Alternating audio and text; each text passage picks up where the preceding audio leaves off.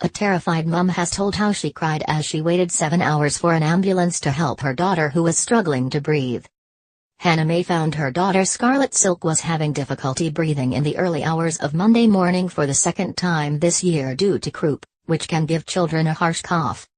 She called the non-emergency number 101, and she says they were more than concerned at her daughter's breathing, respiratory rate and her high temperature. The mum says the caller told her to call an ambulance immediately and her initial call was made just before 2 a.m., according to Lincolnshire Live. But after 2 hours, she received a phone call advising her to go to her local A&E, an hour's drive away. She said she told the caller, "No, because what would I do if she stopped breathing halfway into the 60-minute journey it would take to get her to our nearest hospital?"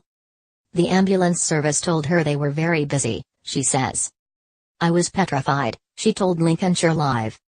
"It's the second time she has been like this and the second time I have been failed by medical services. I hoped for an appointment at out of hours but they declined and told me that she needed an ambulance. I waited all that time with her. I let her sleep and kept checking her temperature right through to 41.7. I was scared. Everything ran through my head. I've dealt with febrile convulsions before but it's still scary. Evidence shows that if a child's temperature reaches 42.5, then they can suffer brain damage from it. She was so close to this. I spent the whole night beside her tearful and crying and it continued for a further 4 days. The fear of your child's life in your hands is so scary, especially when there's no medical support." An ambulance crew finally arrived 7 hours later just before 8:50 am. "Fuming was an understatement," she said. "But it wasn't their fault. I'm not saying it was and they were more than apologetic and couldn't believe that she had been left this long." She, the paramedic, then proceeded to tell me that the ambulance she was in was the only ambulance that was on that night. "I've never heard anything so ridiculous in my entire life."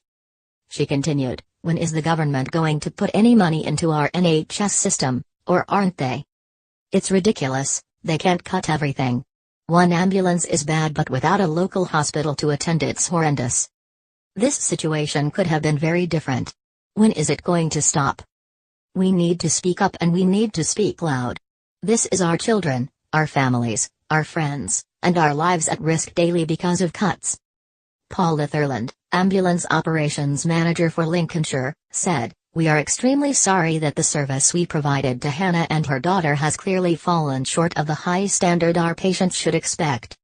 We aim to respond to every patient with the right clinically appropriate response. We will do everything we can to understand what happened and have asked Hannah to share her experience with us via our patient experience team. We hope her daughter is feeling better soon." A hospital spokesman for ULHT said, "The A&E department at Grantham is not able to deal with all types of emergencies. Therefore, we have had in place for some time an agreement with GPs and the ambulance service about the types of conditions that should not be brought to Grantham Hospital as an emergency. These include many conditions involving children. If the ambulance team had thought the little girl needed hospital treatment she would never, regardless of the time of day, have been taken to Grantham and would instead have gone to a neighboring hospital.